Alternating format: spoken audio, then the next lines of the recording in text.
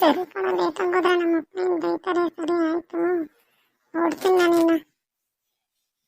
ಇರು ತ್ರಿವೇಣಿ, ಇನ್ನು ಸ್ವಲ್ಪ ಹೊತ್ತು ಹೋದ್ರಾಯ್ತು. ಅಯ್ಯೋ, ಇನ್ನು ಮುಂದೆ ನಿನ್ ಜೊತೆನೇ ಇರ್ತೀನಲ್ಲ, ಬಿಡುತ್ತಿಲ್ಲ.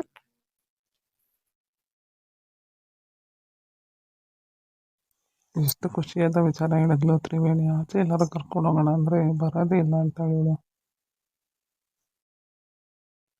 ನಮ್ಮಪ್ಪ ಹೊರಗಡೆ ಹೋಗಿದ್ರು, ಆಗಲೇ ಬಂದ್ಬಿಟ್ಟಿದ್ದಾರೆ. ಏನಂತಾರ ಏನೋ. ಮಗಳೇ ತ್ರಿವೇಣಿ, ಬಂದಿಯಮ್ಮ? ಹೌದಪ್ಪ, ಸ್ವಲ್ಪ ಲೇಟ್ ಆಯ್ತು. ಪರವಾಗಿಲ್ಲ ಬಿಡಮ್ಮ, ಅದಕ್ಕೇನು ಚಿಂತೆ ಮಾಡ್ತೀಯ. ಎಷ್ಟು ಖುಷಿಯಾಗಿದೆ ಇವತ್ತು ಅಂದರೆ ಅದನ್ನು ಹೇಳೋಕ್ಕೆ ನೀನು ಇರಲಿಲ್ವಲ್ಲ ಅನ್ನೋದೊಂದೇ ಬೇಜಾರಾಗಿತ್ತು ಅಷ್ಟೇ. ನಮ್ಮಪ್ಪ ನಮ್ಮ ಮದುವೆ ವಿಚಾರನೇ ಮಾತಾಡ್ತಾ ಇದ್ದಾರೆ, ಅದಕ್ಕೆ ಖುಷಿಯಾಗಿದೆ ಅವ್ರಿಗೆ. ಎಂಥ ಒಳ್ಳೆ ಕೆಲಸ ಮಾಡಿದ್ದೀನಿ ಗೊತ್ತೇನಮ್ಮ, ಅದನ್ನ ಹೇಳಿದ್ರೆ ನೀನು ಖುಷಿ ಪಡ್ತೀಯ. ಹೋಗು, ಮೊದಲು ಸ್ವೀಟ್ ಏನಾದರೂ ಮಾಡ್ಕೊಂಬ, ಆಮೇಲೆ ನಾ ಖುಷಿ ವಿಚಾರ ಏನು ಅಂತ ನಿನ್ಗೆ ಹೇಳ್ತೀನಿ. ನಮ್ಮಪ್ಪ ನಮ್ಮ ಮದುವೆ ವಿಚಾರನ ಸ್ವೀಟ್ ಕೊಟ್ಟು ಹೇಳ್ಬೇಕು ಅಂತ ಇರ್ಬೋದು, ಅದಕ್ಕೆ ಸ್ವೀಟ್ ಮಾಡ್ಕೊಬಾ ಅಂತ ಹೇಳ್ತಾ ಇದ್ದಾರೆ. ಸರಿನಪ್ಪ, ಆಯ್ತು, ಮಾಡ್ಕೊಂಬರ್ತೀನಿ. ಏನ್ ಸ್ವೀಟ್ ಮಾಡಲಿ, ಮನೆ ಟಿವಿದೆ. ಅಪ್ಪ ದಿಢೀರ್ ಅಂತ ಹೇಳಿದ್ರು, ಏನ್ ಸ್ವೀಟ್ ಮಾಡಲಿ ಇವಾಗ? ಮನೇಲಿ ಹಾಲು ಇದೆಯಲ್ಲ, ಹಾಲು ಕೀರೆ ಮಾಡ್ತೀನಿ. ಅಪ್ಪನಿಗೂ ಇಷ್ಟ ಆಗುತ್ತೆ ಅದು, ನನಗೂ ಇಷ್ಟ. ಕೀರು ಮಾಡಿ ಆಯ್ತು, ಈಗ ಅಪ್ಪನ ತಗೊಂಡೋಗಿ ಕೊಡ್ತೀನಿ, ಅವರು ಖುಷಿ ಆಗುತ್ತೆ. ಎಷ್ಟು ಘಮ ಘಮ ಅಂತಿದೆ. ದ್ರಾಕ್ಷಿ, ಗೋಡಂಬಿ, ತುಪ್ಪ ಎಲ್ಲ ತುಂಬಾ ಹಾಕಿ ಚೆನ್ನಾಗಿ ಮಾಡಿದ್ದೀನಿ. ನಮ್ಮ ಅಪ್ಪನ ತಿಂದ್ರೆ ಇನ್ನೂ ಖುಷಿ ಜಾಸ್ತಿ ಆಗಿರ್ಬೇಕು. ಮೊದಲೇ ಖುಷಿ ಆಗಿದೆ, ಇನ್ನೂ ಜಾಸ್ತಿ ಆಗುತ್ತೆ ಖುಷಿ ಇದರಿಂದ. ನನ್ನ ಮಗಳು ಮಾಡ್ತಾ ಇರೋ ಸಿಹಿ ಇಲ್ಲಿವರೆಗೂ ಘಮ ಘಮ ಅಂತ ಇದೆ. ತುಪ್ಪದ ವಾಸನೆ ಅಂತೂ ತುಂಬ ಚೆನ್ನಾಗಿ ಬರ್ತಾ ಇದೆ. ನನ್ನ ಮಗಳು ಮಾಡೋ ಅಡುಗೆ ಮುಂದೆ ಇನ್ಯಾರ ಅಡುಗೆನೂ ನನಗೆ ಇಷ್ಟನೇ ಆಗಲ್ಲ. ತ್ರಿವೇಣಿಯೇ, ಆಯ್ತಮ್ಮ, ಬೇಗ ತೊಗೊಂಡು ಬಾ, ನನಗಂತೂ ಖುಷಿ ತಡೆಯೋಕ್ಕಾಗ್ತಾ ಇಲ್ಲ. ಹಾಗೆ ಈ ಘಮ ಘಮ ಅಂತ ಇರೋ ಸ್ವೀಟ್ನ ಎಷ್ಟು ಬೇಗ ತಿಂತೀನೋ ಅನಿಸ್ತಾ ಇದೆ. ತ್ರಿವೇಣಿ, ಆಯ್ತಾ, ತೊಗೊಂಡು ಬರಮ್ಮ ಬೇಗ. ತಗೊಳ್ಳಿಪ್ಪ, ನಿಮ್ಗೆ ಇಷ್ಟವಾದ ಹಾಲು ಕೀರ್ ಮಾಡಿದ್ದೀನಿ ನಾನು. ಗೊತ್ತಾಯ್ತು ಮಗಳೇ, ಗೊತ್ತಾಯ್ತು. ಅಡುಗೆ ಮನೆಯಿಂದನೇ ತುಂಬ ಸುವಾಸನೆ ಬರ್ತಾ ಇತ್ತು. ಆಗಲೇ ಅಂದ್ಕೊಂಡೆ ನಾನು ನೀನು ಹಾಲ್ಕೆರೆ ಮಾಡಿದ್ಯಾ ಅಂತ.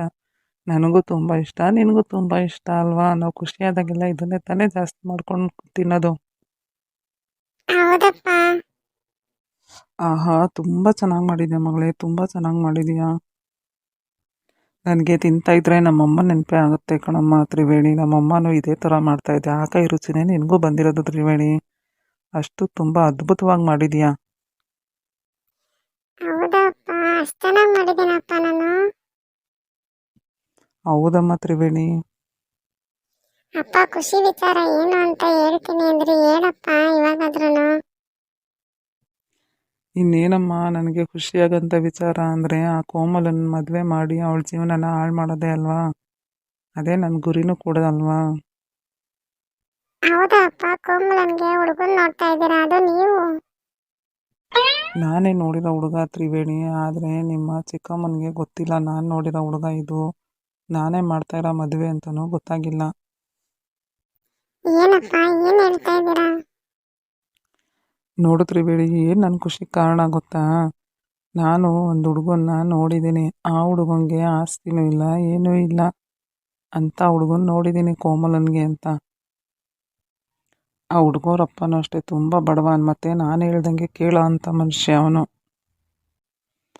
ಆಮೇಲೆ ಇನ್ನೊಂದು ವಿಷಯ ಏನಪ್ಪ ಅಂತ ಅಂದರೆ, ಅವರಿಬ್ಬರು ಜಾತಕನೂ ಸಹ ಕೂಡಿ ಬಂದಿಲ್ಲ. ಅವ್ರ ಮದುವೆ ಆದ್ರೂ ಒಟ್ಟಿಗೆ ಜೀವನ ಮಾಡಲ್ಲ ಅಂತ ಪಂಡಿತರು ಹೇಳಿದ್ದಾರೆ. ಆದರೆ ಹುಡುಗರಪ್ಪಂಗೆ ನನ್ನ ಮೇಲೆ ನಂಬಿಕೆ ಇರೋದ್ರಿಂದ ನಾನು ಜಾತಕ ಚೆನ್ನಾಗಿ ಕೂಡಿ ಬಂದೈತೆ ಅಂತ ಹೇಳ್ಬಿಟ್ಟಿದ್ದೀನಿ. ಅದನ್ನೇ ನಂಬಿ ಹುಡುಗರಪ್ಪನೂ ಕೂಡ ಕೋಮಲ್ ಅವ್ರ ಅಮ್ಮನ ಹತ್ರ ಹೋಗಿ ಮಾತಾಡ್ತೀನಿ ಅಂತ ಹೇಳಿದ್ದಾರೆ. ಕೋಮಲ್ ಅವ್ರ ಅಮ್ಮನೂ ಕೂಡ ಮದುವೆ ಮಾಡ್ತೀನಿ ಜಾತಕ ಹೊಂದಾಣಿಕೆ ಆದರೆ ಅಂತ ಹೇಳಿದ್ದಾರೆ. ಏನಪ್ಪ, ಏನು ಹೇಳ್ತಾ ಇದ್ದೀರಾ? ಹೌದು ಮಗಳೇ, ನಿಮ್ಮಪ್ಪ ಅಂದರೆ ಏನು ಸುಮ್ಮನೆ ಅಂದ್ಕೊಂಬಿಟ್ಟಿದ್ಯಾ? ಇಂಥ ಮನೆಯಾಳ ಕೆಲಸಗಳನ್ನ ಎಷ್ಟೆಲ್ಲ ಮಾಡಿಲ್ಲ ನಾನು. ನನ್ನ ಮುಂದೆನೇ ಕೋಮಲ್ ಅವರಮ್ಮ ನನಗೆ ಸವಾಲಾಗ್ತಾಳೆ. ನಾನು ಸುಮ್ಮನೆ ಬಿಡ್ತೀನಿ ಅವಳ ಮಗಳ ಜೀವನನ ಎಲ್ಲ ಹಾಳು ಮಾಡೋವರೆಗೂ ನನಗಂತೂ ಸಮಾಧಾನನೇ ಇರಲ್ಲ. ಇದು ಮೊದಲನೇ ಹೆಜ್ಜೆ ಅಷ್ಟೇ. ಇನ್ನು ಮುಂದೆ ಅವ್ರಿಗೆ ಇನ್ನೂ ಏನೇನು ಮಾಡ್ತೀನಿ ಅಂತ ನೋಡ್ತಾ ಇರು ನೀನು. ಅವಳಿಗೆ ಮದುವೆ ಮಾಡಿ ಆ ಹುಡುಗನ್ನ ನಮ್ಮ ಮನೆ ಕೆಲಸದಲ್ಲಿ ಇಟ್ಕೋತೀನಿ. ನಾನು ಹೇಳ್ದಂಗೆ ಕೇಳೋ ಥರ ಮಾಡ್ಕೋತೀನಿ ಆ ಹುಡುಗನೂ ಕೂಡ. ಅವಳ ಜೀವನನ ನರ್ಕ ಥರ ಮಾಡಲಿಲ್ಲ ಅಂದರೆ ನೋಡು ನಾನು. ಹೆಂಗಿದ್ರು ಅವರಿಬ್ಬರು ಜಾತಕ ಹೊಂದಾಣಿಕೆ ಆಗಿಲ್ಲ, ಮತ್ತು ಅವ್ರು ಒಟ್ಟಿಗೆ ಬಾಳೋದು ಇಲ್ಲ ಅಂತಲೇ ಪಂಡಿತರು ಹೇಳಿರೋದು. ಆದರೆ ನಾನು ಜಾತಕ ಹೊಂದಾಣಿಕೆ ಆಗುತ್ತೆ ಅಂತ ಹೇಳಿದ್ದೀನಿ. ಅವರಿಬ್ಬರು ಬೇರೆ ಬೇರೆ ಆದರೂ ನನಗೇನು, ಜೊತೇಲಿದ್ರು ನನಗೇನು. ದೇವರು ನಮಗೆ ಬೇಕಾಗಿರೋ ಥರನೇ ಮಾಡಿದ್ದಾನೆ ನೋಡು. ನಾನು ನೋಡಿರೋ ಹುಡುಗನೇ ಮದುವೆ ಆಗ್ತಾ ಇದ್ದಾಳೆ, ಮತ್ತು ಜಾತಕನೂ ಹೊಂದಾಣಿಕೆ ಆಗ್ತಿಲ್ಲ. ಅವಳ ಜೀವನನೂ ನೆಮ್ಮದಿಯಾಗಿರಲ್ಲ. ಅವಳು ಮದುವೆ ಆಗಿ ಅವಳ ಜೀವನ ಹಾಳಾಗೋದ್ಮೇಲೆ ಮಗಳೇ ನಾನು ನಿನ್ನ ಮದುವೆ ಮಾಡೋದು. ಅಲ್ಲಿವರೆಗೂ ನಾನು ನಿನ್ನ ಮದುವೆನೇ ಮಾಡಲ್ಲ.